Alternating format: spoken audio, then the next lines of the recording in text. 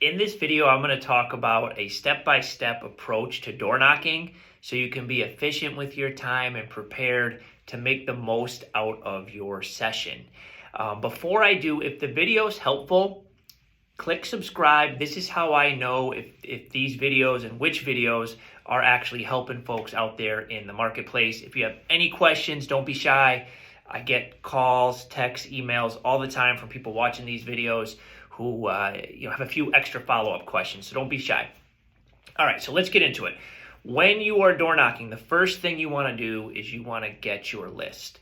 And I'm not going to go over all of the various sources out there to get lists from. They're all over the internet. I don't think one is better than the other. There's multiple platforms where you can get calling lists, prospecting lists, to formulate your plan of attack. So get your list set up. I recommend trying to stay near your office or your neighborhood.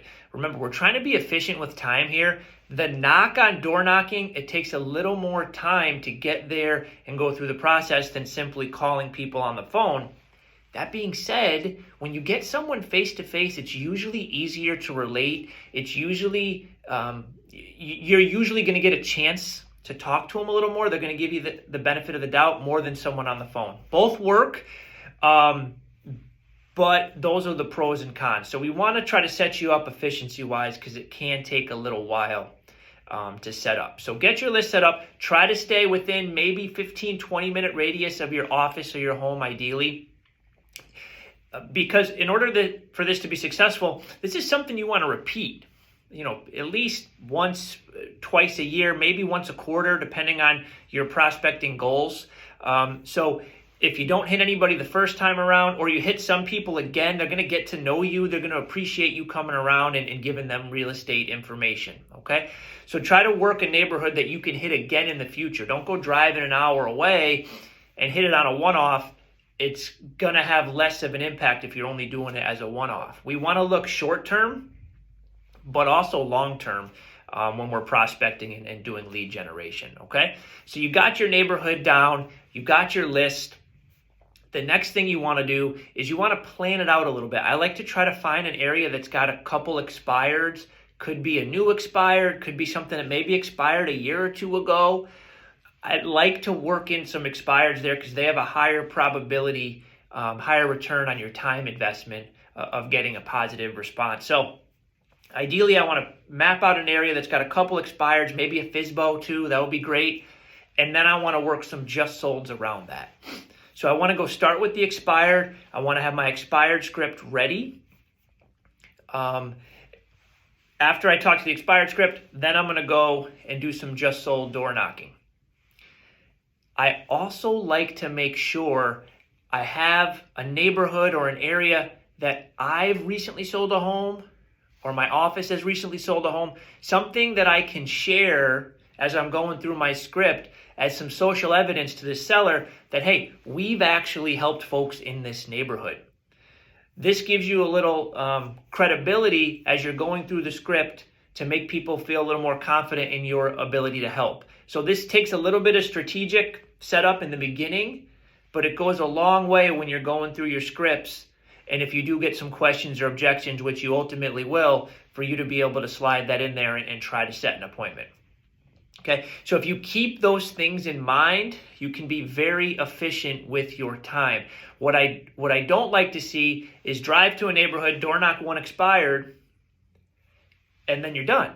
And then you drive 20 minutes to another expired, right? There's a lot of downtime there that you're wasting. Door knock that expired, and then hit every house on the street and do a just listed, just sold. Or a neighborhood update. Tell them about a house that's sold in the area. Again, ideally, it's a house you or your team has sold in the area for some credibility. Ask them, when they plan on moving, how long they've lived at the address, what brought them to the neighborhood. If they were ever to move down the road, where do you think you'd move next? Right? Engage in some conversation. If they tell you, no, I'm not thinking about selling, don't stop there. You spent some time driving to this neighborhood. You want to introduce yourself to people. You want them to know you. So obviously the first step is we're looking for listing appointments on this door knocking session. But the second thing is we're trying to add people to our database. Okay, so if you had a good conversation with someone, but they're just not interested in selling, I love to say, hey, I really appreciate you taking some time to talk with me. Would it be okay if I checked in with you every now and then and gave you an update on the market? Right? 90% of the time, they're going to say, oh, sure, yeah. Now you've just added someone to your database. And the next time you call them, you're the guy or gal that stopped by their house. They're going to remember you when you called.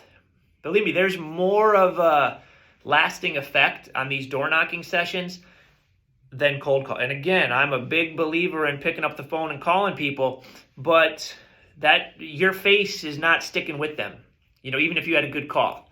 So this is a real separator. So in a lot of parts of the country, when the weather's getting nice, this is one of my favorite things to do. It can break up the day a little bit, do something different with your workflow, make you feel like you're getting out there, getting some fresh air. And at the same time, it's a real business generator. My first ever listing was taken door knocking. It's one of my favorite things to do, especially if I'm in a little bit of a slump and I want to mix things up. Getting out there can really boost business and boost your morale. So if you have any questions on any of this, again, don't be shy. Like this, there's going to be rejection in this business. Don't be afraid to put yourself out there. Go meet some people. It's a lot harder for them to slam the door on your face than it is to hang up the phone. So the rejection's actually a little less in person than it is on the phone. So if you have any questions, if I could help, happy to do it. I'm here. Let me know how it works.